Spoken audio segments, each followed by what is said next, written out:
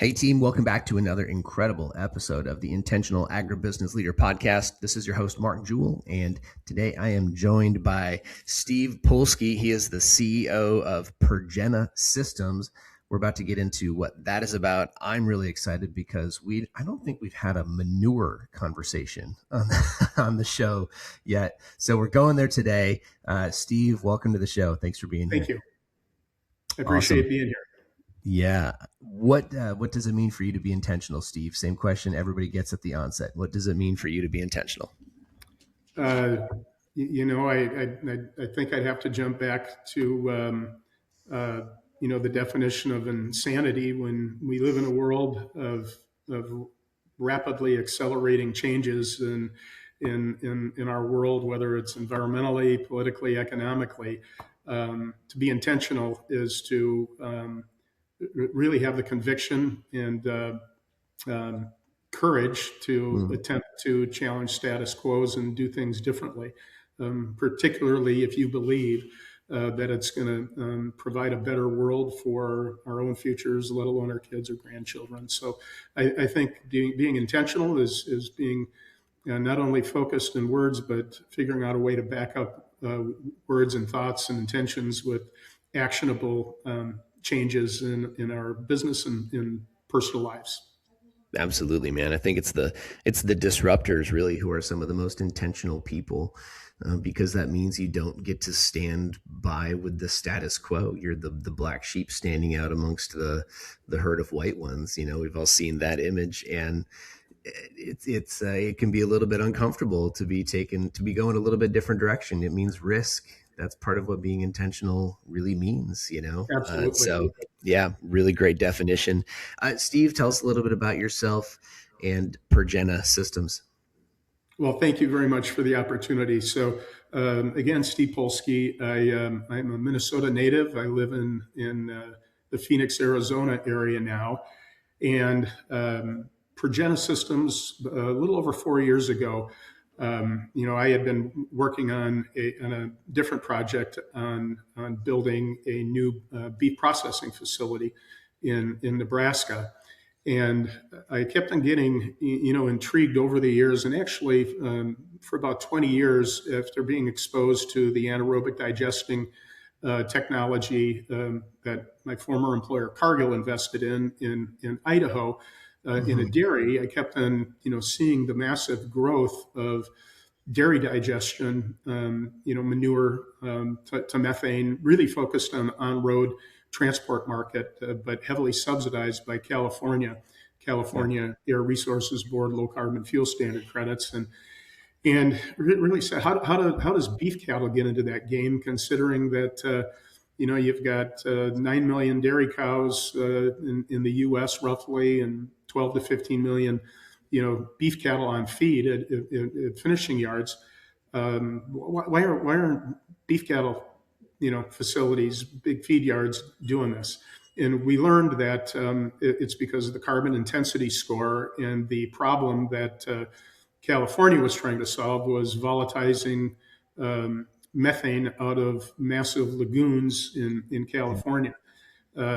Whereas beef cattle, the manure drops to dirt, and it isn't as injurious emissions to the environment, more CO2 than methane. So we said, okay, if we can't get this lucrative credit, which is driving the investment in dairy digesters, how do we do it without it? And we formed a team of amazing men. Bill Rubis, who's built more slatted floor covered barns in the fed cattle sector than anybody else. Todd Churchill, one of the most knowledgeable cattlemen in America, in my mind. Grew up on a farm feedlot in Moline, Illinois. Family still owns a ranch in Oklahoma. He established the first nationally distributed grass-fed beef brand called Thousand Hills Cattle Company as a hobby.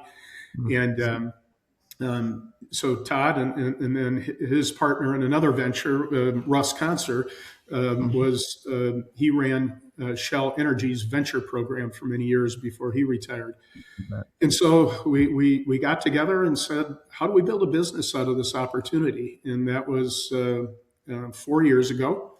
And over the past 4 years, we've learned a lot. We're very thankful to the state of North Dakota for awarding us a couple of grants to do the science to support Mhm. how much more energy we can produce per gallon of manure as compared to dairy. And the reality is we can do 2x or greater. So twice as Wow. much methane per gallon of beef cattle manure as compared to dairy cow manure.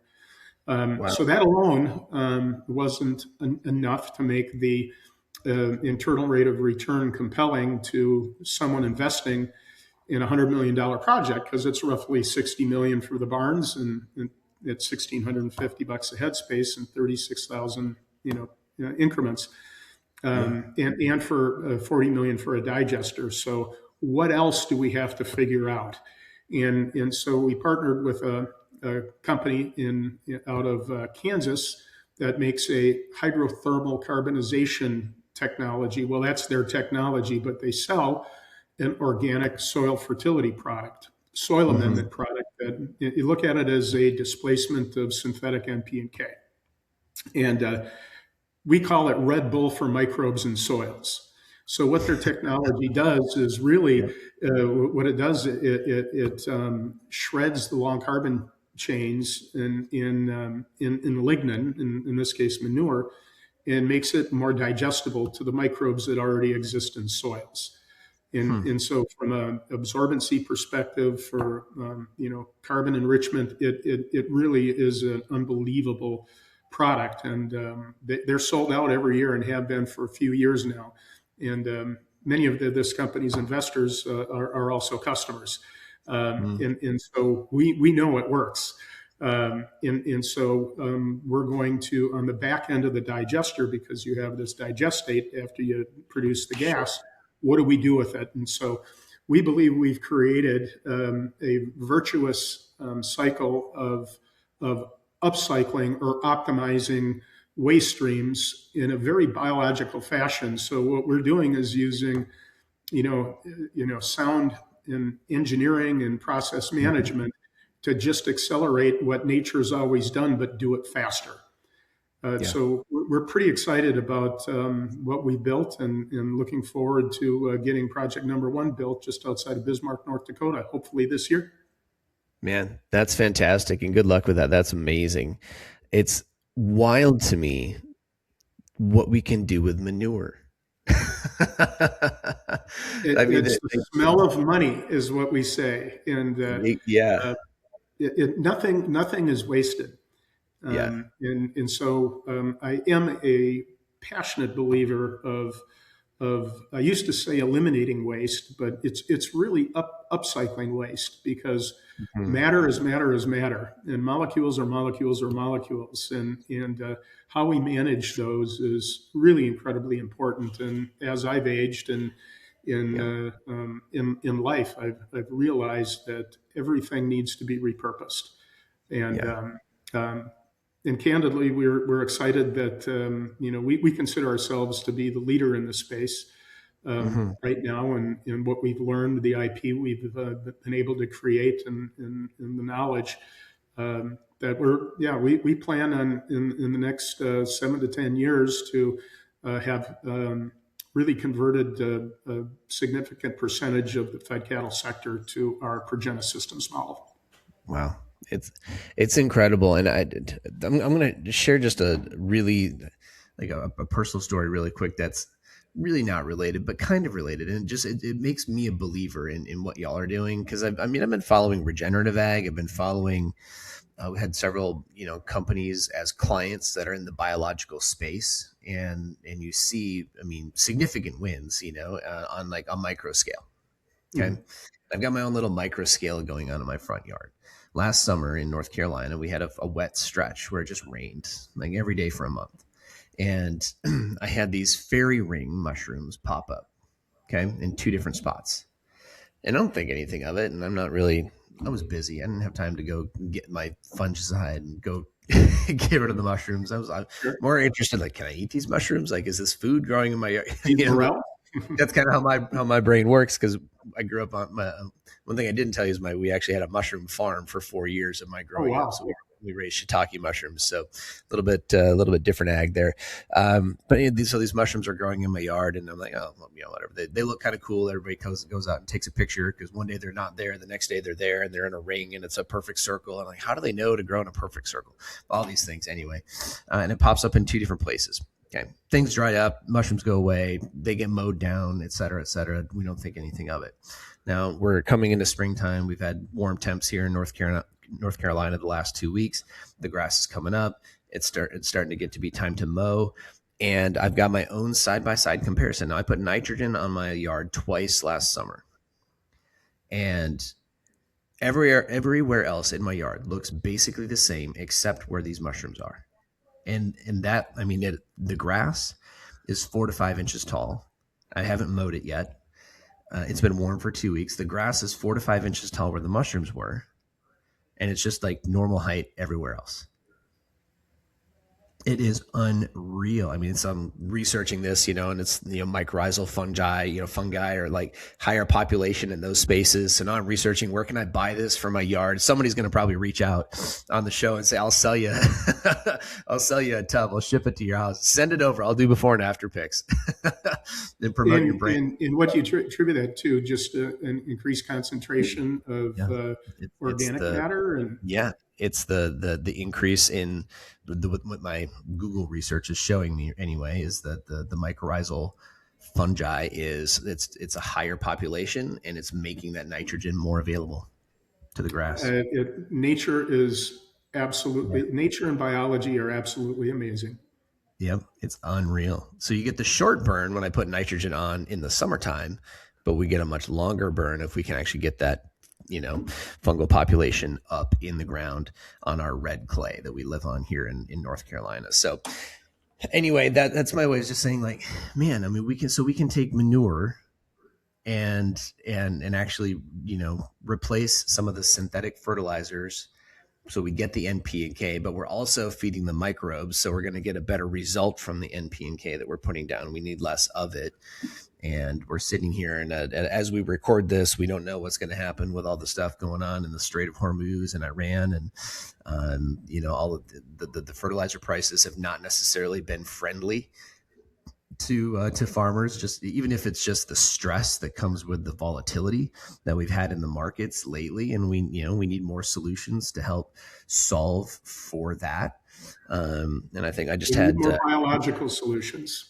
Yeah, exactly. And we just had Corey Rosenbush from the Fertilizer Institute on the show not 3 weeks ago. I think his episode came out, and we're talking about that and some of the things that they're doing to help support the biological companies, in addition to obviously the synthetic ones, the synthetic fertilizer companies as well. So yeah, and candidly, we live in a world where it's not an either or. We have to figure out a way to create markets for ands, where there's multiple layers of successes, and really converting from, hey, this is the way I've always done things, to more of a systems approach of continuous improvement is really hard. But really, that's what's needed. We are at a transformational point, and I believe in food production in general, not just animal proteins, but in candidly, I'm never going to bash row crop production or current animal protein production, but what I will say, there's always a better way, better way, and I think we're entering that S curve, point in time where there are many industries that are looking for transformation, and if you can. And everybody's got to win. The farmers got to win. Project investors have to win. There has to be a market available for gas and the fertility that's created. And all signs that we're seeing is, there's not only demand, there's a hunger for that. Yeah. So we're making, from the digestate, we're making fertilizer effectively. Yep. I wouldn't define it or call it out as a fertilizer. It's more of a soil amendment. Soil amendment. Okay, let's call it a soil amendment. All right. So we're making a soil amendment from the digestate, and then we're making energy from the gas. There's multiple. I mean, there's so many uses for this stuff that we've all just walked over. There's all sorts of uses, and I mean, industrial usages, on-road transportation usages, Yeah. utility infrastructure. Where our heads are at right now, the markets that we're focused on creating offtake agreements are the marine industry that has mandates of X percentage of supply coming from renewable sources by 2030. The same with the sustainable aviation fuels market, and then we all hear about data centers, and data centers consume a lot of power.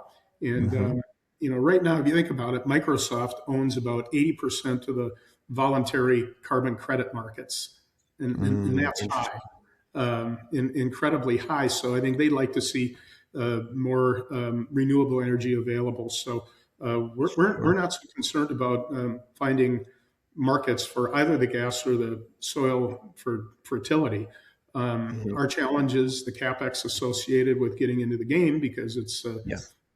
60 million for barns and 40 million for digesters. And not only do we have to have aligned incentives that give the farmer feeders a return on their risk and investment, the Yep. project investors we have to make happy, but when done the right way, versus creating a trading arbitrage system, but creating an aligned incentive program where the more manure that the cattle feeder supplies us with, the greater percentage of distributed revenues associated with fertility and energy sales go back to them too. Yep. So we're Now, pretty excited about what we built. I want to go back and qualify a couple things here too, because I think when people start hearing big numbers like that, it starts to feel like, oh, honey, how the heck are we gonna? Like, how can that ever be profitable? You mentioned something about, what was it, the weight to gain? You have to define that for me, but it was like 15% Yeah, lower cost of gain. So lower cost of gain, right?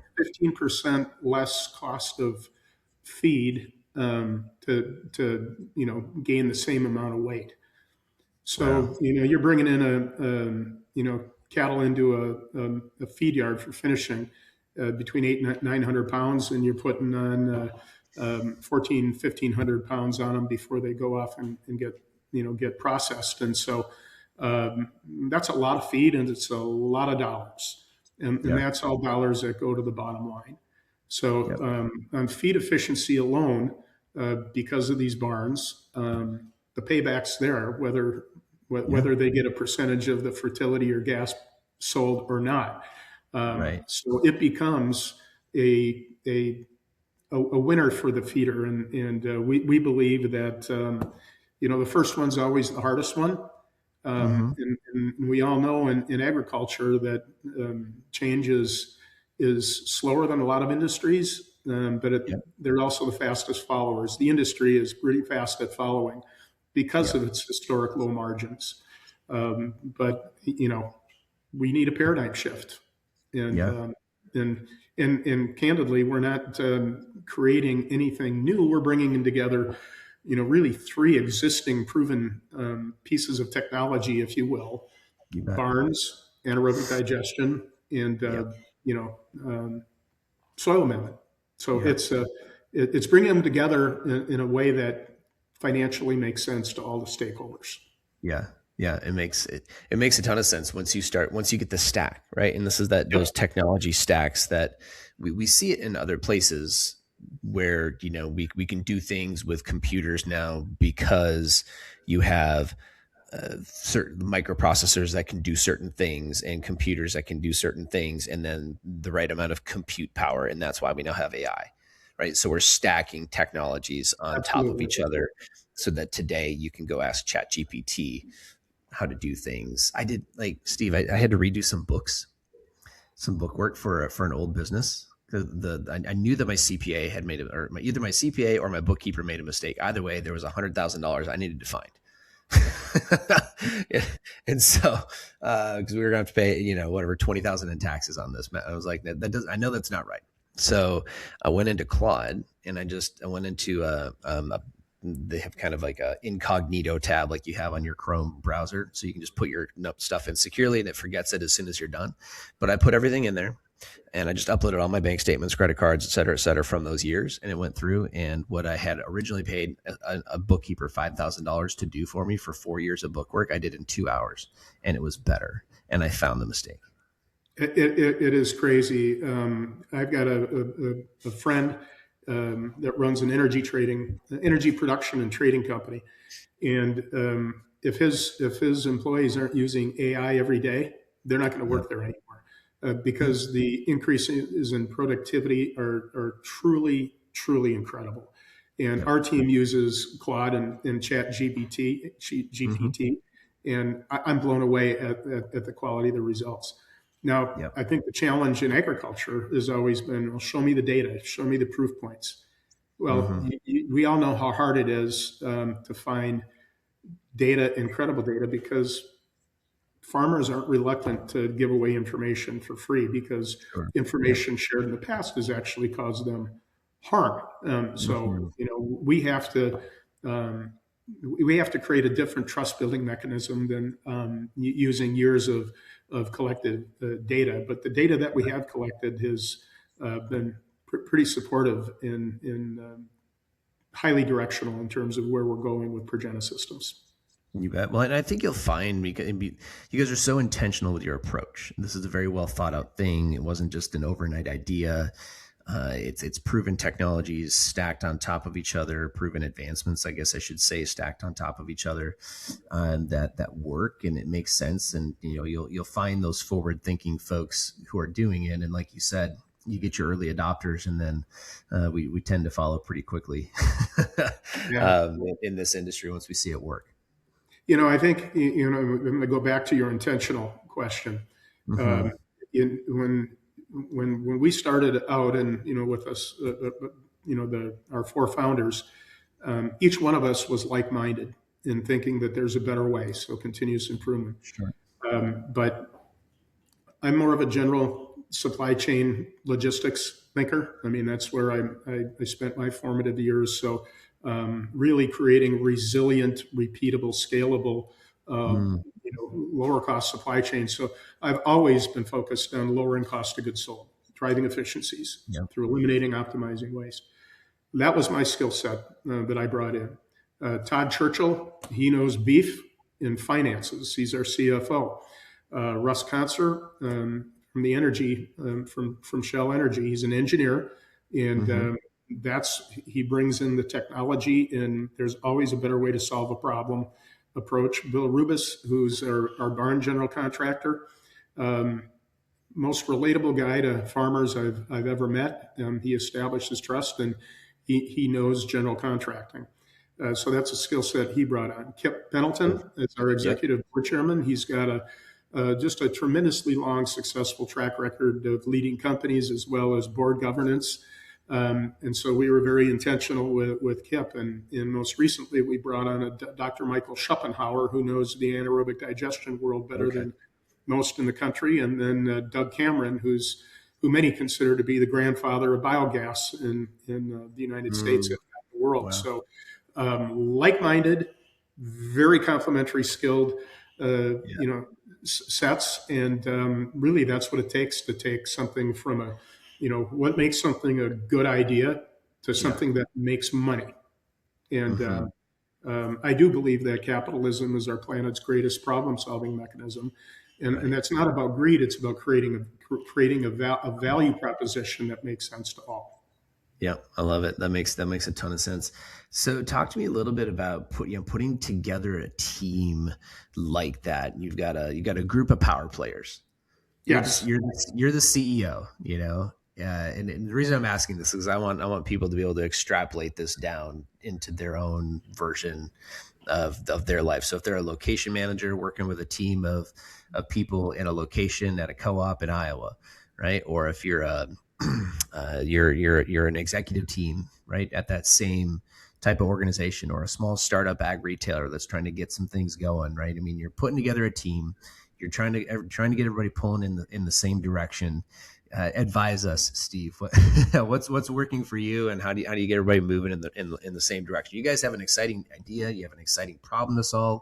Maybe that's a part of it, but at the same rate, you still have unique people and unique personalities. and we have to work through that. Well, leadership is a really hard thing, Hmm.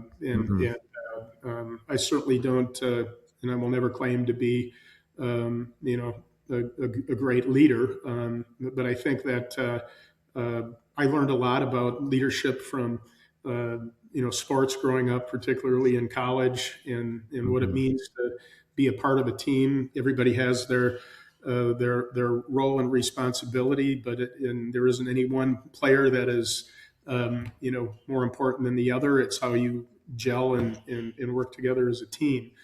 I think that the when you have a like-minded set of individuals that have complementary skills, where you learn each other's quirks and habits and strengths and opportunities, because we all have them. None of us are perfect, but it takes a while to establish trust. Trust isn't and shouldn't be granted or given, which was a major downfall for me. Trusting people over my past, giving it away versus having it earned over time, and or people trusting me. Uh, uh, trust is earned by over time, Hmm. seeing and interacting and aligning, words, actions, and behaviors together. And that takes time. Yep. And Yeah. so teams don't get put together overnight unless you're, Indiana University. Yeah. That's a miracle in itself. Uh, but they evolve, and there's Yep. the norming, snorming, forming, phase of Yep. team Yep. theory, and it takes a while. And we've made another addition to the team, William Hale. Bill Hale came out of Cargill after many years leading Mm. their corporate strategy and operations team, and he brings a calmness and an organizational aspect and in a listening and a human element that the rest of us are kind of scrambling. So when we all come together, it Yep. seems to work, but it requires constant daily, weekly interaction. It doesn't Hmm. happen without effort. Yeah. Yep. Absolutely. That's why this show is called the Intentional Leader, like Intentional Agribusiness Leader podcast, not just the leadership podcast, not this the agribusiness podcast, right? And we're putting together two really important components, and that's the through line. If you go back and listen to a couple hundred of these conversations that I've had, it's how do we do it intentionally? And what does that really look like? And you're talking about building trust, and building trust requires intention. You can Yeah. show up and get lucky for a while, right? And have some camaraderie, but it doesn't build that long term, founded trust where folks at your the stage of the career where you guys are at, it's like, hey, I know here's a team of people I can trust. I'm going to bring these guys in. We've there's some proven track records here, and we know that once we start pulling this rope in the same direction, some things are going to happen, and that's what's happening with Pergena right now, and it's I really Thank exciting. you, thank you. Hmm. I agree. I agree, and I do believe that luck counts and timing is Yep. everything. So luck and timing are important. And on the luck side, I think I was blessed with having met several of these men over the years and staying in Yeah. touch and not losing touch. On the timing perspective with what's going on in Iran and energy and fertilizer inputs and farmer profitability, I don't think it could be a better time to transform an industry than it is right now. So, Yeah. luck, timing, intention, they're all inextricably linked. I agree. I agree, and I want to double down on the timing of it all too. I mean, this is an amazing time to be doing the work that you guys are doing. There's interest It's go in time. what you all are doing, right? It's kind of like it's kind of showtime for the beef industry right now. Imagine this one too. Again, we didn't talk about this. So Yeah. when you take cattle out of outdoor, pens, dirt lots, and we build these slatted floor covered barns, you Hmm. have no flies, you have no odor, Hmm. because the roofs are gabled and vented at the top, the sides are open, and it creates a Yep. Venturi effect, and those Sure. odors and smells they're gone. Yeah. You could literally have a dinner and a catwalk at one of these barns and not be uncomfortable. Amazing. And then the manure Amazing. is being scraped rather than most of the barns that have been built are deep pitted, and the Yep. manure gets emptied twice a year.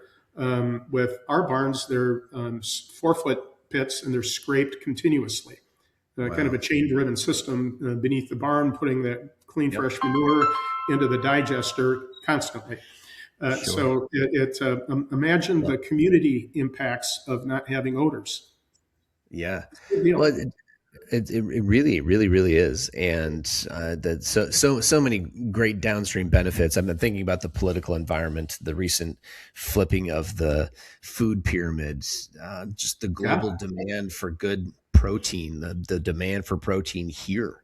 You know, Beef is the most nutrient dense protein that we produce, and we need yeah. more beef, and we need to increase this herd. And I lost in the past year about 75 pounds on a GLP-1.